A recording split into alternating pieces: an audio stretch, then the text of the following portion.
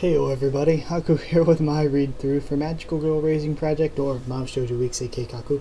Restart, Chapter 9, We Are All Her Children. Now, you guys know by now what I think this means, because I've been saying for a long time I think they're all children of Clanberry, since that was brought up in the whole Snow White side thing. And a little bit into this, the way that Akane talked and the way that the Master talked, I was like, oh, they must all be children.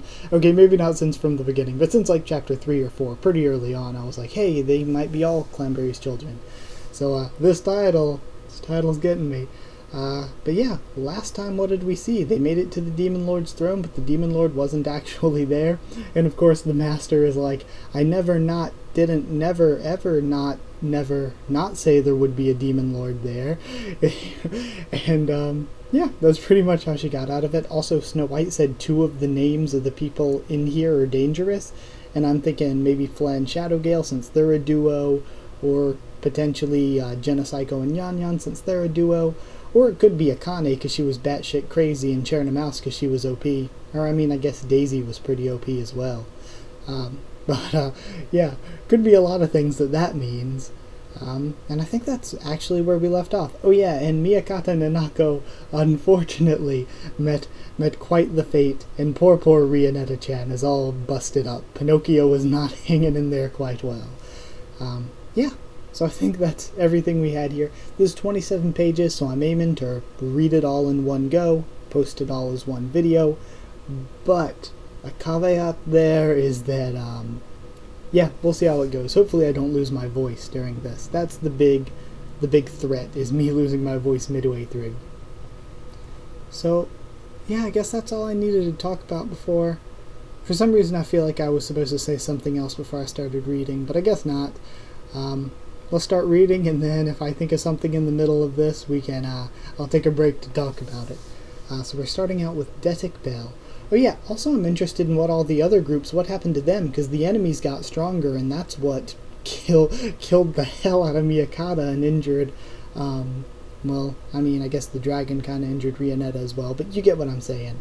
But if the enemies are strong enough to do that to them, the other groups that went out to go searching, I'm not sure how well they're doing either. There should be, ever since the throne room thing, there should be like 2, 3, there should be 7 girls we haven't seen since then. But either way, let's see what Detic Bell's doing.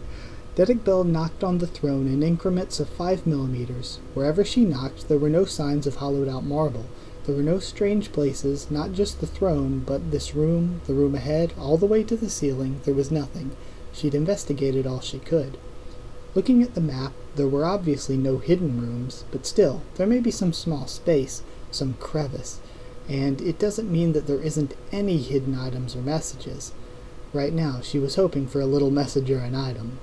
Detic Bell sighed. She'd finished investigating the throne and the room, and now she had to investigate the ridiculously long passageways. If they activated the traps once, they shouldn't work again. In addition to that, in the Demon Lord's castle, there were so-called event monsters, the knights and the clowns. Once they defeated them, they'll never respawn again. These 2 facts were all confirmed by Fall. Although there were no traps, just thinking about the lengths of the hallways demotivated her. The other magical girls were investigating other areas. They were crawling and searching all over the place to find wherever the Demon Lord was hiding. If they found something, they'd immediately contact each other. They agreed as a group, but until now, Bell's magical phone hadn't vibrated even a bit, meaning they haven't found anything, nor have they seen anything. Splitting up is just such a bad idea, though. What are they going to do if they find the Demon Lord and they just get murdered? Either way. Flea was calm. She didn't see any traces of her being upset. Despite Shadowgale separating from her party, it seems that Flea still had her by the reins. As long as Flea was calm, Shadowgale didn't have to do anything as usual. Lazaline was making a big fuss. However, that's just how she is as usual. She was thrilled when she thought she found the Demon Lord, but she couldn't imagine the horrible turn of events that would happen. Melville was also relatively calm. It was her principle. She didn't know what would happen in the future, but it seems she also believes it was time to search for the Demon Lord, so for now she helped the other magical girls with their search. If reality had changed Melville's demeanor, Belle didn't know what she would do. The other magical girls were on the edge of Belle's mind. After taking half a step forward, she stopped.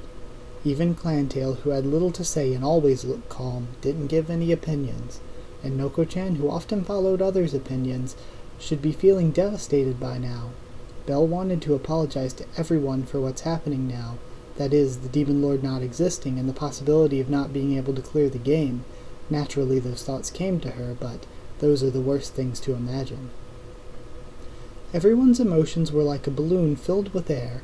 If something happened, it would burst. A while ago, Detic Belle felt the same way. She had been compromised. She couldn't do anything. The air inside her balloon couldn't escape. So she had to find a way to let that air out before it popped.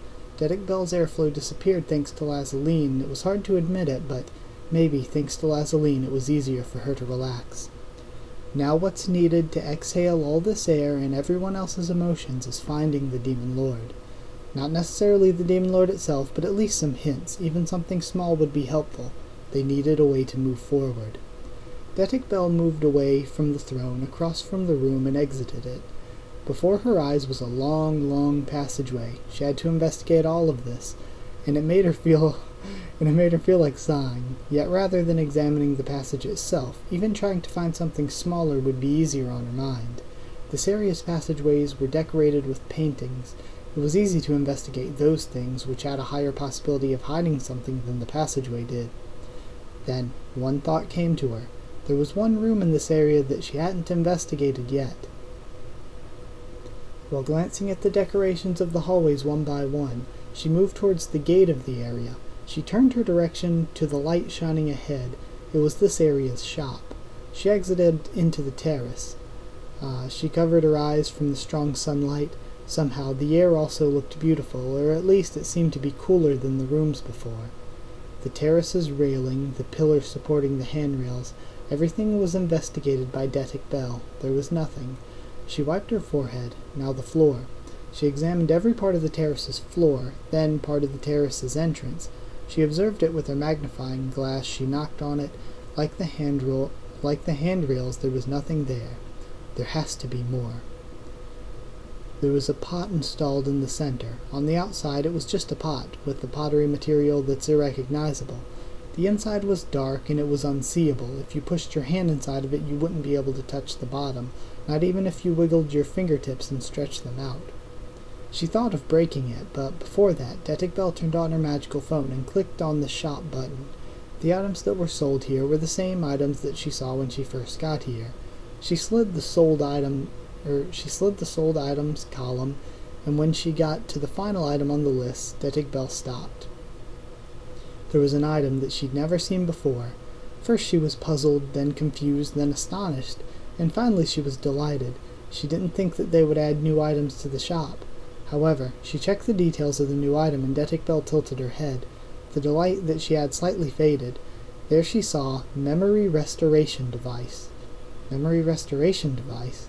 She understood the words. She didn't understand what the item actually did, but now that you mention it, when they were investigating the throne earlier, a message said something about memory restoration. Is this what it meant? The price was cheap, much cheaper than the other items being sold in the Demon Lord's castle.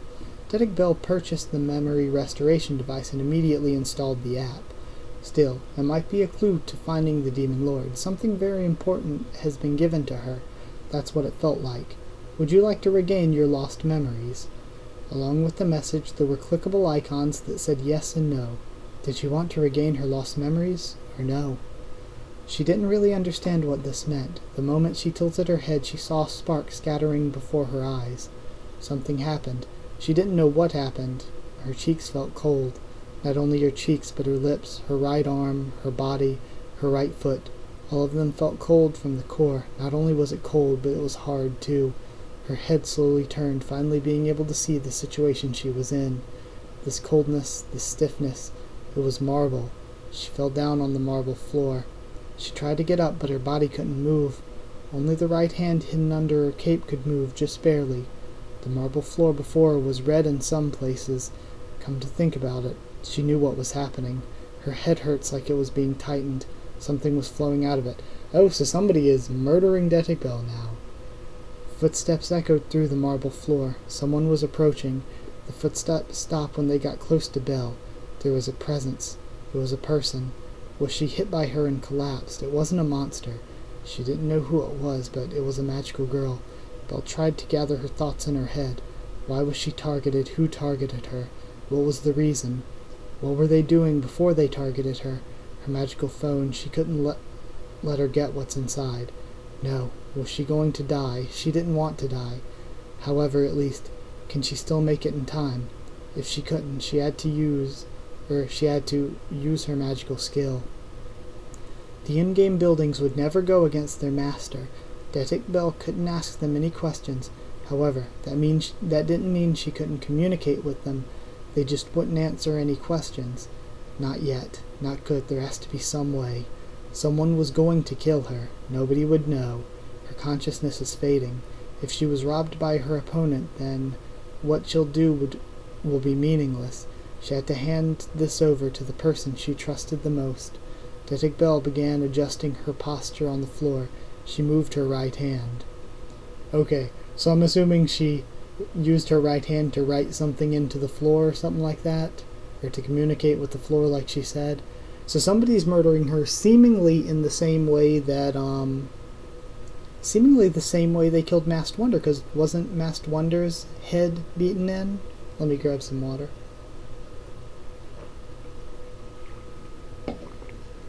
So it does once again make it seem like all the murders are related if the same person murdering Detic, which is sad, and that was a really cool way to write it. So the person murdering her is seemingly the same kind of person that did it to Masked Wonder. I think it'll be interesting though. That's I feel like the title of the chapter is probably what she's going to write into the floor or tell the floor. She's going to write, "We are all her children," and then the others are going to have to figure it out. Either way, moving along, we have Nokko-chan now. All the mystery. You give us something like Detic Belle dying, and then we don't even know. Okay, so Nokko-chan now. An event is happening at this moment. All players will be returned to the wasteland town. Once again, the time had come, and everyone was surprised at how long it took. A sense of relief filled their hearts. 2 hours after finding the empty throne, the magical girls on the player's side were all looking for the infamous Demon Lord. In the atmosphere of the open air, everyone's eyes seemed to be tingling. Where's the Demon Lord? If they found the Demon Lord, the game would end, right? Nokko-chan's spirit was at her limit, as she tried to use her magic to calm her surroundings. She was sweating hard, her breathing was severe, but she couldn't stop her cold sweat. This isn't going to give anyone any good impressions. Since she was in charge of the urban area, the enemies she faced weren't so strong, and since Clantail was assigned as her escort guard, she wasn't too worried. Her worriedness came from another problem. Every time Clantail was irritated, her hooves would clack. Even 1 second felt like an hour. They felt troubled while traveling around the area. They were fatigued, and at that time, that announcement happened. So I guess they're going to find out now that Miyakata and Detic are dead. Man. The event that happened before the maintenance period called for a forced assembly. Even if you didn't want to participate, you were forced to. As time went by, no matter where you are, you could never avoid the event happening in the middle of the wasteland town. The magical girls that were gathered were all tired-looking. No wonder. Huh? Lesaline's voice took on a strange tone. Where's Belzy? She raised her head. Detic Belle was nowhere to be found. Where's Nako? Clantail murmured. It wasn't just Detic Belle. Miyakata Nanako and her pet dragon weren't in the town square. I can't find him anywhere in the wasteland area. Lazaline looked in her magical phone's map, checking Detic Belle's current position. Her party members were Nokko-chan, Lazaline, and Fleh had their locations displayed, only Detic Belle's wasn't present. Nako Pechka, whose complexion looked horrible, began talking without looking at anyone's line of sight. While talking, she was shaking, but Clantail began to support her, looking towards Rianetta on the way, who was only looking downward, not trying to look at Pechka at all. Okay, so I guess they'll probably notice Leonetta's pretty beat up too. The library area monsters had attacked them with an unbelievable fighting skill and killed Nako. The spirit stunned her, while it became a small snake and entered her body. This was how Nako was killed. Clantel gritted her teeth and clenched them hard. She had missed it, and the fact that Petchka and the others could have died, her hooves clacking, was an expression of shouting anger that she couldn't display properly. There was only wrath on her face. After Petchka finished explaining, it was difficult for Clantail to stand, so she sat by the fountain. Flea nodded. Even in the underground area, the dragons were getting smarter. It seems the reason would be the same. According to Melville, the goblins in the mountain area were more cooperative and showed teamwork. Even the urban area machines, although they were defeated by the amulets, high-powered weapons, and teamwork, if she thought about it more, they did move differently than when she first encountered them. And what about Belzy? Lazaline looked at each magical girl one by one. When she met Nokko-chan's eyes, Nokko-chan looked down. Lazaline activated her magical phone. "Falsey, can I ask you something? Where's Belzy?" Fall's picture fizzled for a moment. With a mixture of sandstorm-like turbulence, golden dust began to gather from him.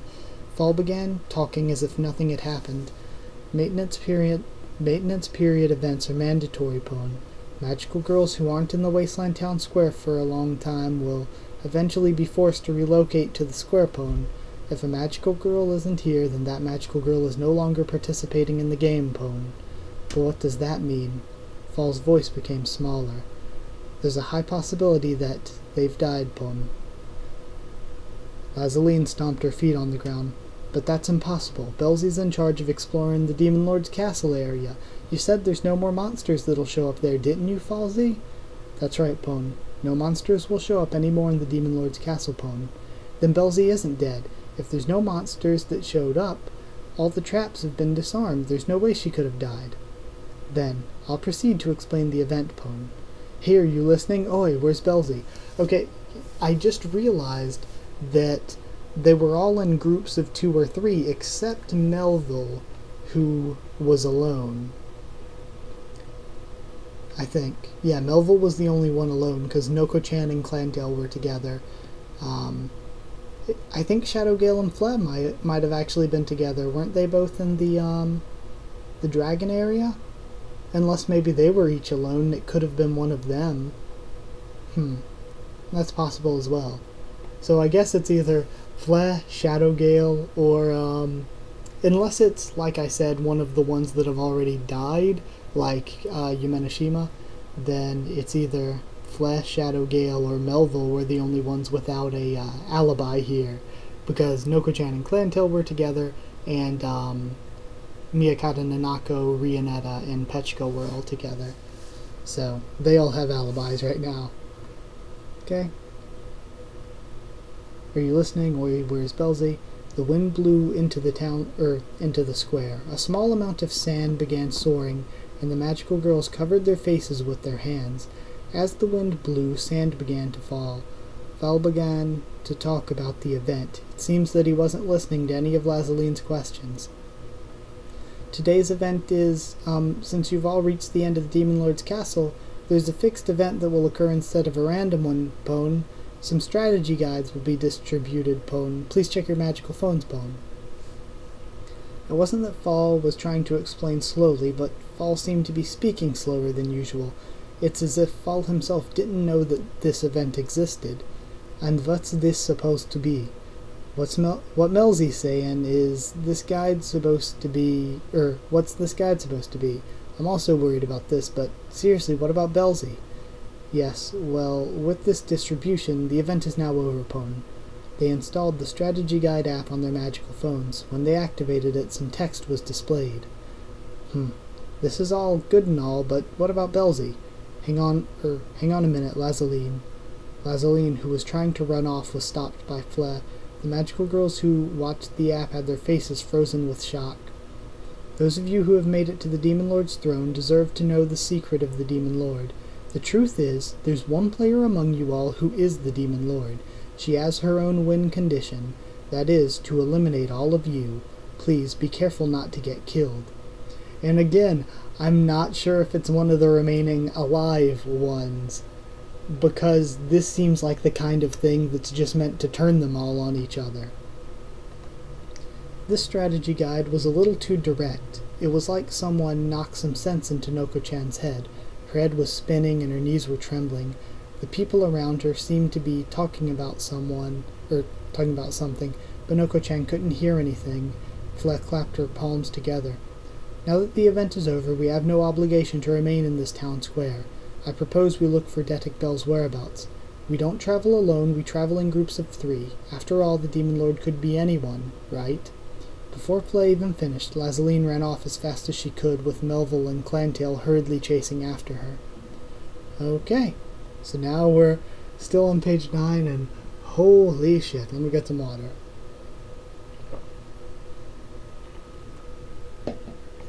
So unless I'm counting wrong, there should be 8 girls left now, right? Rionetta, Petchka, Clantail, Flea, Shadowgale, Lazaline. Oh god. Did I say Melville already? I don't think I did. And Lazaline, Melville, Flea and Shadowgale, Petchka, and oh yeah, Nokko-chan was the one I was missing. Yeah, there's 8. Okay, Shadowgale now. Since they already had an event before the maintenance period, it won't be long before they log out. As if they were operating on lost time or a bonus, they used the time they had as constructively as possible. They followed Lazaline and chased her all the way to the Demon Lord's castle, and when they entered the Demon Lord's castle, Flea started up her map application and confirmed the presence of 4 party members. Flea herself and Nokko-chan's icon were in the Demon Lord castle's entrance, and Lazaline and the other one, Detic Bell, both their icons were in the terrace of the Demon Lord's castle, otherwise known as the shop zone. Did they make it in time? Perhaps they might have. Without speaking, Shadowgale ran atop the marble floor at full power. She arrived at the terrace. When she entered it, liquid began touching her feet. She remembered the smell that entered her nose. When the first maintenance period ended, and when they logged in again, this was the same smell as the time they found Masked Wonder's body. There was a pool of blood spread across the white marble floor. Sobbing on the center was Lapis Lazaline, and surrounding her were Leonetta, Clantail, and Melville. Clantail looked toward the others with her back towards the door. Her tail was slumped off. Leonetta had little expression on her face, or Rionetta, I mean. Melville shook her head to the 4 magical girls. Troublesome. Okay, now we have a image. Poor Lazaline sitting in the pool of blood, holding Detic's hand. Poor Lazaline, why you doing this to Detic? Man, I really don't think it's any of the ones remaining, unless Nokko-chan seems suspicious to me. And Flea, maybe? Like, the mystery has been good, because it's really hard to tell.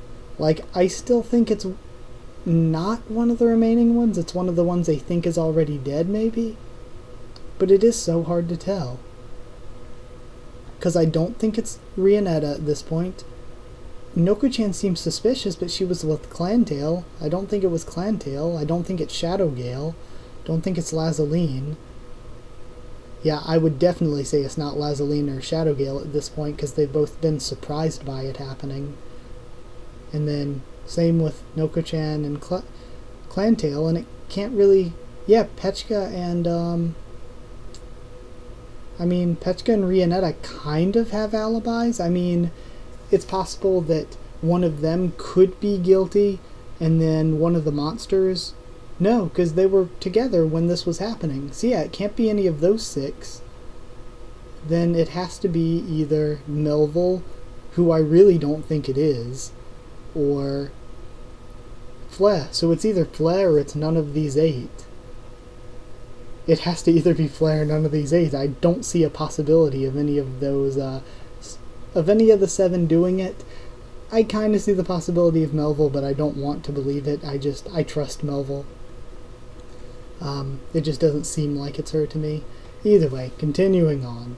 Lazaline's shoulders were trembling. In the center of the puddle, her blue costume was wet with blood, and she was embracing something while she was trembling. Shadowgale saw shoes, knee socks, a light gray cape, and arms that were hanging without power. With a broken magnifying glass, it was Detic Bell. Her head was mangled. There were red and white objects surrounding her. That must be her cause of death. And her clothes were a mess, not only because she fell down, but her coat was shredded, her cape was torn, Her shirt and skirt were all flipped and pulled, as if someone was searching her body for something. Everyone was watching Detic Bell's disturbed body without making a single sound. So her head was beat in, and her clothes were torn like somebody was searching the body. Okay. Just paying attention for clues here. Everyone was watching Detic Bell's disturbed body without making a single sound. I can pass it over to the blue magical girl, right? Suddenly, they heard a voice coming from nowhere. Shadowgale looked toward Flea. Flea also looked toward Shadowgale with a surprised face. They looked around and Clantail pointed somewhere. Leonetta raised her face. Pechka got scared. Nokko-chan held her mop. Melville's figure faded and melted into the marble scenery. Okay. While holding Detic Bell's body, Lazaline took a step backwards without standing up, looking towards the wall behind her without any care at all. It wasn't anyone's voice. It wasn't a magical girl. It wasn't Fall. It was human-like. It was a human-like middle-aged man, not a voice that they've ever heard in the game before. Could I give you something? It was the same voice. Shadowgale's feet felt uncomfortable, and she looked down, and from there was a huge face. Oh, looking at that Shadowgale upskirt. Okay, Floor, I see you. She jumped back in a hurry. The large face that had no weight made a face inside. The human face on the floor was actually a rather chibi face, but of course, since the floor that the face was on a pool of blood, the face that appeared was also bloody, despite being a caricature. It was chibi but grotesque face, so Shadowgale frowned. The middle-aged man's face, that looked like it came from an anime or manga, slowly moved his eyes. But what did he think of the surrounding magical girls? Once more he breathed out a sigh. Though I can't tell you any hints. The big eyes gently moved, looking towards Lazaline, who was embracing Detic Bell. I could do what I was asked to. Asked to by the blue magical girl. I was told to give this to you. His cheeks expanded, his mouth sharpened, and he spat out something from inside. It was covered in saliva and other liquid, and it rolled around in the blood pool, falling right next to Lazaline's feet. It was a magical phone. Well then, farewell. The unevenness of the floor disappeared, its outline faded, and all the parts that formed the huge face disappeared, leaving only the white marble floor filled with blood, and the dirty magical phone lying on top of it. Without any fear of the blood or saliva, whilst embracing Detic Bell in her right arm, Lazaline used her left arm to reach out to the magical phone, turning on the power. She started up the magical phone, though it's been through a lot. The magical phone wasn't broken. This is Belzy's magical phone, isn't it?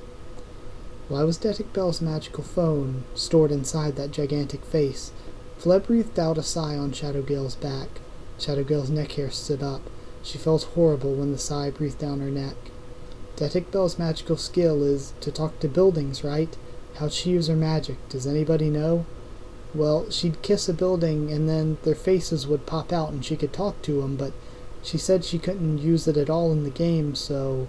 But it didn't mean that she couldn't use it, did it? She just couldn't use it to find information, so to speak. While Flea was talking, she continued to speculate. While she was speculating, she's probably gauging the reaction of the surrounding magical girls. Just like what the giant face said earlier, that's what he meant. However, even if he can't obtain information, they were still listening to her questions. That's why she asked him to give this magical phone to you, Lazaline. Lazaline stared at the magical phone in her hands. Why she bothered to entrust this magical phone and specified you as the person she entrusted is because there's someone else that she didn't want to give it to. Observe Detic Bell's clothes have been disturbed. Perhaps someone was trying to steal her magical phone, however they failed. Everyone held their breath. All of them were listening to Flea's words. There are two things that can be deduced from this. First, the person who tried to steal the magical phone is not a monster. In fact, it's probably one of the players, and is Detic Bell's killer, and probably the Demon Lord. Someone shrieked lightly. Second, this is probably Pechka. Second, this magical phone, some important information is hidden inside of it. While Detic Bell knew she was close to death, she entrusted this information to Lazaline. Flea operated her magical phone and launched her magic carpet, jumping on top of it from Shadowgale's back, and looked up at the sky. We have no time left. The sun was still shining brightly, but in the game it can abruptly sink. Soon the sun will fall, which means the logout period is getting closer. Fled took the magical phone from Lazaline, dropping her magic carpet altitude by 30 centimeters so everyone could see, and began operating the magical phone. Party members, candy numbers, items, mail, online browsing history, notes, and finally, she stopped in the possessed items column. And what's this? Memory restoration device. It was an item no one's seen before. When they looked at its history, they saw it was purchased from the Demon Lord's castle shop. Flo opened the applications and looked at its contents.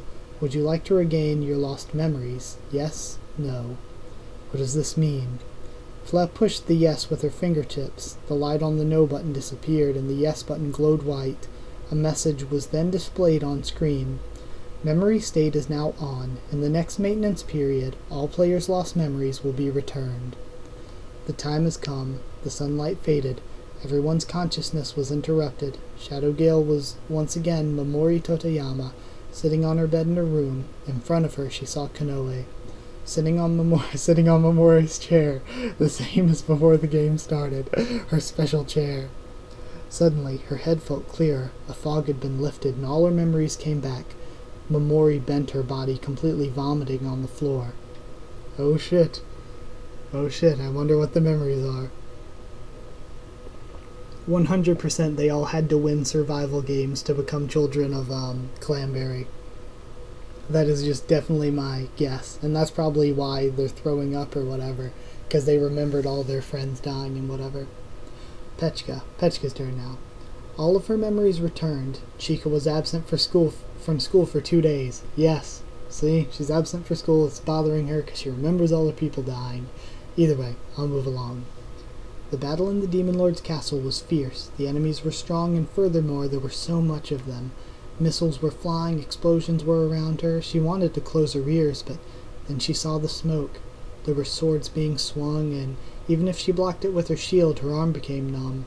Her frying pan stats were high, but against those enemies, she couldn't hold it down. Because of people like Petchka, she believed that Clantail and Rionetta couldn't properly fight. They had no choice but to concentrate on defense, as Petchka was standing behind the two, holding a shield while trembling, not to mention she wasn't doing anything, just standing there trembling. If she fought, she told herself that she'd just get in the way. What good was she if she just stood there to be protected? Soon, a turning point came. During the battle, Petchka's heart burned with the bright heat of magma, and she swallowed down everything. Fear, frustration, grief, depression were all swallowed by her. She felt like she wanted to protect her allies from her enemies, and Petchka leapt forward. Also, really quick before I continue on, if you're reading along with me, which I know a couple of you have said that you do, and you're wondering why the translation for this one is Leonetta instead of Rionetta, Platt or Maverick Alfred, either one, has said before that some of them he's gone back to change and make sure it's Rionetta and double check everything, but some of them he hasn't gone back to change to Rionetta and update yet. So this must just be one of the ones that's not updated yet, and that's why it's Leonetta here and not Rionetta. But he confirmed that Rionetta's the better name because it's similar to Marionette. So yeah, moving along. Rionetta and Clantail were able to move as well because Petchka had decided to protect herself. From there, the enemy's front line collapsed, collapsing like a cut wire in the end. The magical girls won without a single sacrifice. Given the strength of the enemy, it was a miracle. Thinking back, she was terrified of herself. She was crazy when she fought, shielding herself from the enemy with her shield, swinging her frying pan to the left, swing her frying pan right to left. The enemies avoided Petchka's attacks, and she avoided their counterattacks, beating them with the shield the next time. It might be different from being crazy. However, it felt so fun. She enjoyed fighting the enemies to protect her friends. And the next battle was in the library area. Against the many spirits that surrounded Rionetta, she also swung her frying pan. The spirits that blinded Nako were driven out by Petchka's attacks, but she didn't want to think about what happened as a result. And yet, Petchka felt elevated at that moment. If she was away from her friends and attacking enemies, only those thoughts filled her head. She didn't even think it was scary or frightening. That's right. Originally, Petchka never had any feelings of avoiding battle. Of course she wasn't good at fighting. Her power was to make delicious cooking, so she didn't necessarily have excellent physical abilities. She neither trained herself nor was she trained, but still, it's not like Petchka simply stood while everyone else was working hard. When the time came to fight, she knew how to fight, and she also felt an uplifting sense. Why did Petchka begin to dislike fighting? Even in a moment of crisis, her legs couldn't move and she couldn't escape. Now she remembered the cause. Yes, this is tasty. For the first time in 2 days, they were having a great lunch and it showed. And I love, too, how right when they're explaining all the effects that remembering stuff has had on her, they cut away to the next thing happening in her life and don't say what the actual memories are to keep it a mystery. Yes, this is tasty. For the first time in 2 days, they're having a great lunch and it showed. No, but the point is that it's tasty, okay? As if this boy was seeking her consent, she nodded a little while feeling strange. Ninomiya-kun was also smiling, and that smile was a friendly smile that made Petchka's chest hurt. Why was she attracted to Ninomiya-kun? Now she understood. It was because he resembled her friend. Whenever he was doing sports, she thought it was super cool and strong, sparing no effort on his future, never thinking about lazing around. That silly little story, the friendly laugh, being glad whenever he considered Petchka's dishes delicious, all of it was the same. Sorry. Let me grab some water, my throat's starting to hurt.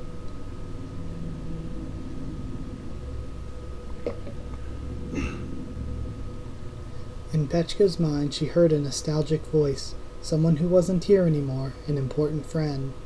You're such a crybaby, Petchka. There's nothing to cry about either. Why do you think it'd be a good idea to cry now?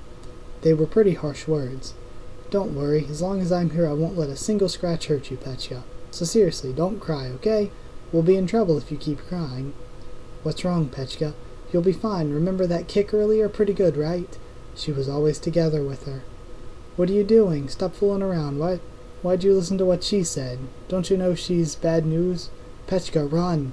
Until the very end, they were always together. For Chika, that girl was just another one of her classmates. She was looked down upon as a joke by her friends. Even though Chika's heart said, quit it already, she didn't have the courage to stand up to them. For the girl, Chika was surely just someone in the crowd. Even though they were in the same class, Chika didn't stand out, so the girl probably didn't even notice Chika's presence. The only common ground between the girl whose specialty was sports and enjoyed moving her body and Chika who loves reading and lunch breaks was nothing other than, she's just a classmate. When they were grouped up together by lottery at the school's forest scare trail, they thought it'd be troublesome for each other. For Chika, she was a noisy, non-delicate girl. For the girl, Chika wasn't really interesting and was just a boring girl with no common topics to talk about. They couldn't just act like friends and have fun. It was more like if a boy and a girl were paired up and expected to hit it off. It was the most boring combination ever.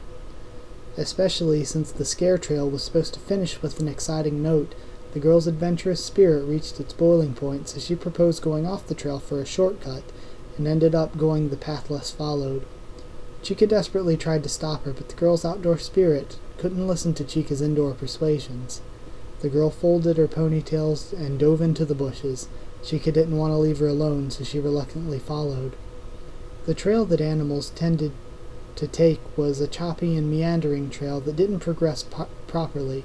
By the time the two noticed they were in the mountains, they didn't know if they should proceed further. Chika blamed the girl's recklessness and began crying, but the girl was strong and continued to progress without any worry. She walked and walked, stubbornly heading forward until they reached a wide open space. It seemed to be a mountain hut. It was a small house that looked very abandoned. The two of them ran, thinking there might be someone there, and someone seemed to notice them approaching to some extent. There was a person standing on the roof. We know who lives in a mountain shack. There were no insect sounds, no birds chirping, no animal noises. In the mountains wrapped in silence there was a whistle, its clear sound being being sucked into the starry sky. The person on top of the rooftop was playing a flute. Although it was a common children's song, its outlandishness sank Chika's heart. Perhaps the insects and the birds didn't want to disturb the flute's refrain. The two girls looked up with amazement as the figure shot off the last note until there was no sound. Chika gasped. The figure was a very beautiful woman. A blouse decorated with frills, roses, and grass-colored jacket served as her coat, finished with a brownish collar. She boldly exposed her clear white thighs. They were supple and slender legs. She had soft golden hair with vines covering her. Roses were blooming all around her body. The flowers that extended from her shoulders were especially large, the reddish-purple roses about the size of a head. Her facial features were perfectly in order. The eye color was bright red. In the dark, even though Chika only had a flashlight, she could see the beauty of this woman without any illumination. Oh my god. This is so hype. Seeing them run into a character from the first arc, just like this. Oh my god, I'm very happy right now. More importantly, her ears. Chika has read many fantasy novels with people having ears like hers. Those people were called elves, complete with a pointed tip for their ears. It didn't fit inside her hair, as its ends stuck outward. Good evening. Her voice was calming to hear, and it was a very ordinary greeting, tangling Chika's body and mind. My name is the forest musician Clamberry. I'm a magical girl. The samurai girl she met in the game had said something before. Do I have to do this again? I thought it was over. Something along those lines. I guess it's not over yet, is it, musician? Musician. The forest musician Clamberry. That name came to her mind. The memory that she lost was returned. The reason Pechka disliked battle. For Pechka, she had never fought to protect her friends. She was always fighting to protect herself from her friends. Everyone naturally accepted the game. When they told them that dying in the game means dying in real life, while Pechka was crying and shouting, everyone was just thinking, I knew it. In the last event, the strategy guide had said something. Somewhere among the players, one of you is secretly the Demon Lord. Among her friends, among the magical girls, there was a Demon Lord. Thanks for the meal. Ninomiya-kun put down his chopsticks. Pechka naturally received them. She smiled. Oh, it was nothing. Pechka stood up and gently kissed Ninomiya-kun on his cheek. When she moved away, Ninomiya-kun's mouth was half open. He was staring and watching Pechka. Pechka simply giggled and walked away. Well, see you later. With a high-pitched voice, she turned her back from Ninomiya-kun and she began to run. Man, that is so sad, because now she remembers the reason she hates fighting is because she was always fighting to kill her friends when she was in the Clamberry test. And, that makes everything Akane did make sense, if for some reason Akane had her memories and nobody else did. That's crazy. Ah, man, let me get some water. That's so good. And I love the way they don't just, outright reveal it. They keep hinting at it. Now we have Shadow Gale. My voice is starting to die, but we're at page 20, almost 21, so we're almost done. Shadow Gale now. Laying on top of the bed, wearing a towel, laying on her back. Thanks to the vomiting earlier, she felt a little easier. Still, something in her head felt uneasy. Kanoe was sitting on her chair and watching over Momori. I remember. Yes, I do too. I didn't want to remember, but... Is that so? I didn't either. The forest musician, Clamberry. She was the test administrator when Momori and Kanoe became magical girls. She held a magical girl selection test whose candidates were 100 girls gathered from many countries worldwide. The selection test is far too unprecedented, said the test administrator.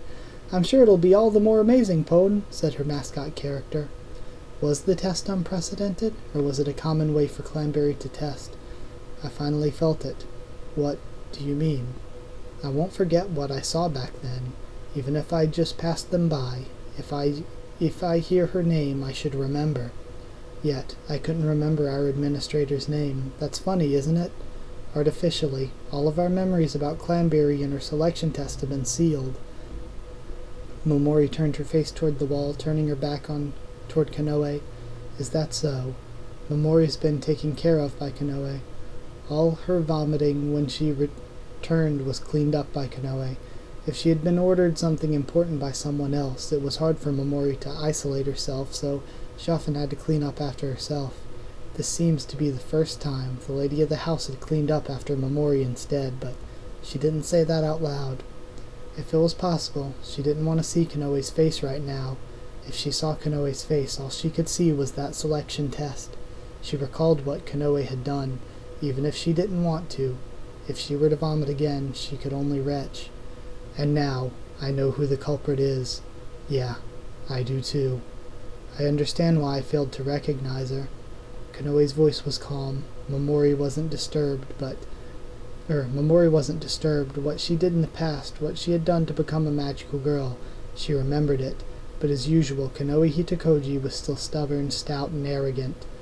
No motives, no opportunities. Even if I saw her personality, I wouldn't be able to identify her as the culprit.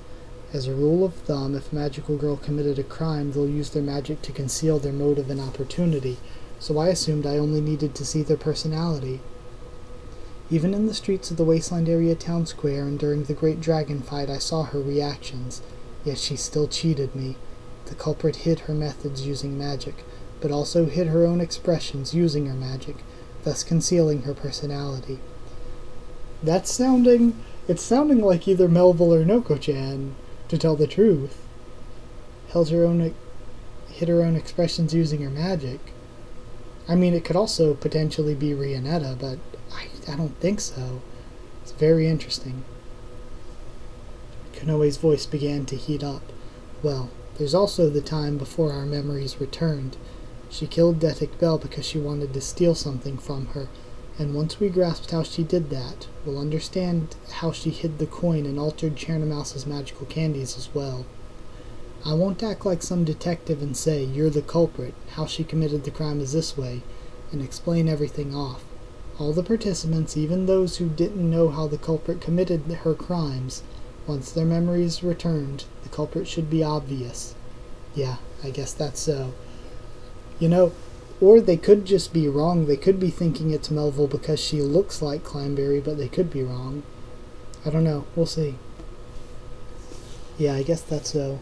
Even 7-on-1 would be dangerous if she was the opponent. It would be troubling if she defeated us one by one before we group up on her.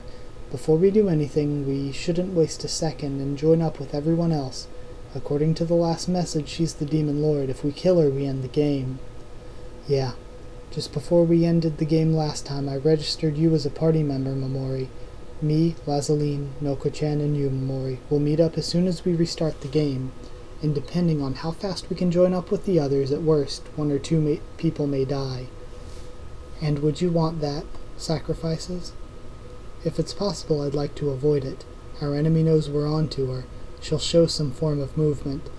We'll try to have as few sacrifices as possible. However, if we just avoided her for 3 days, we'll be forced to meet her again anyway in the maintenance period event. The chair wobbled for a moment. Konoe stood up. So it seems like they do think it's, Melville. The next login period is 2 days and 22 hours from now. Until then, please recuperate. She walked across the carpet, then the door opened, then closed again. Momori turned around and laid on her back. Konoe hasn't changed. Not last time, not this time.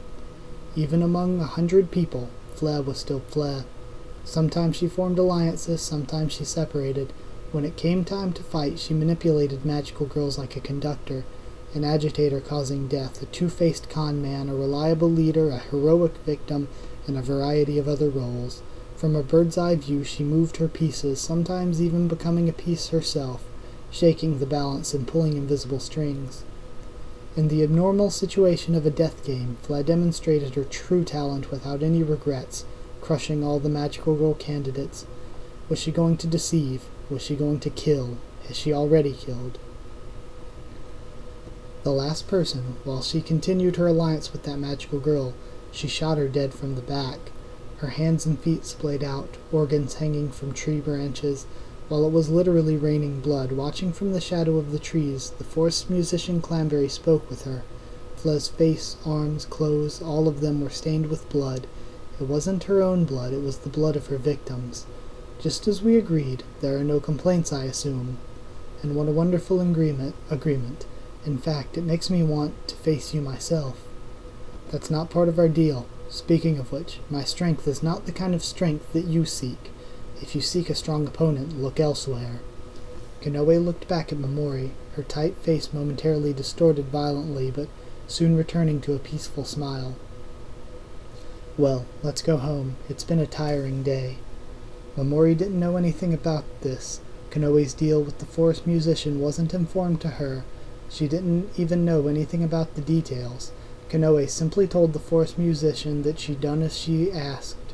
Momori thought that she would have been killed as well. If she revealed the contents of the deal, she was sure that she'd find that part of the deal was for Shadowgale to be spared.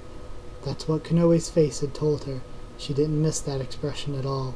Konoe's face was distorted, but it wasn't anger, it wasn't disappointment, it was sorrow. She was probably thinking about the possibility of Konoe having to kill Momori, but she didn't want to think about that. Whenever Momori was worried, Konoe was hurt. Momori had hurt Konoe and made her miserable. That was the first time she saw it. Since then, she's never seen her like this. Perhaps this conflict was related because there were two people who passed the test. In order for two people to pass their test, Konoe gave Clanberry something in return. Was it money, or was it something related to the exam? Either way, she offered something in return. Now this was also the same. Man, that is crazy. Hold on.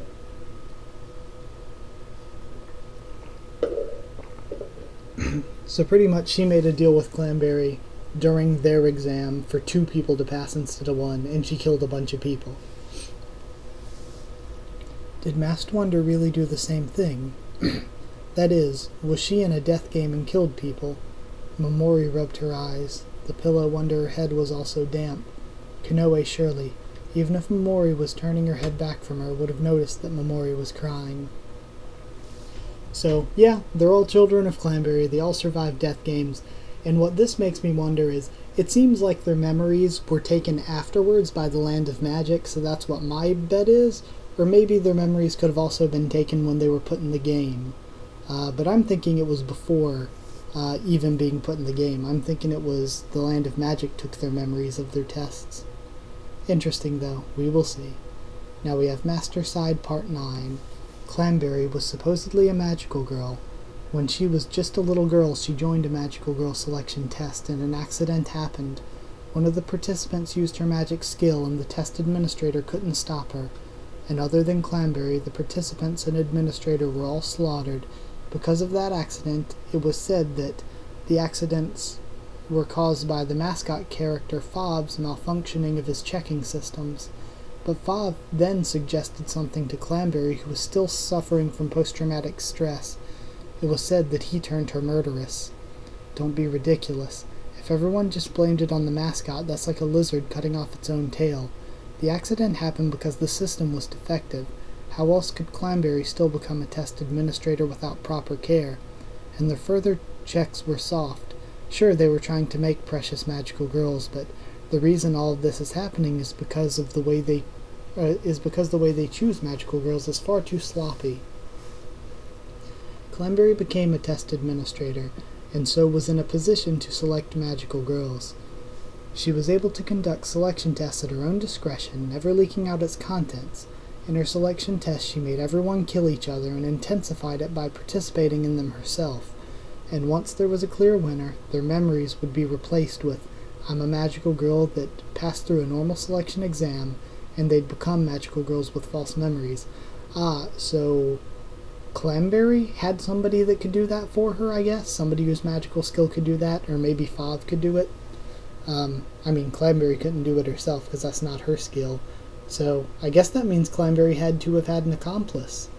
The death games were extreme, and it wasn't uncommon for them to end with no winners. People in the Land of Magic just thought that Clanberry's tests were extremely high-level due to her dignity, and thus they honored her and never doubted her.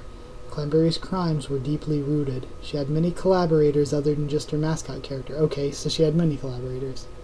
Until one of the candidates from her final test, Snow White, was brought back in question, Snow White explained everything. Before that, nobody knew about the death games. Before the scandal was discovered, Clanberry was considered to be a wonderful magical girl. Some even deified her like a goddess. No, she was still being deified even after her actions were exposed.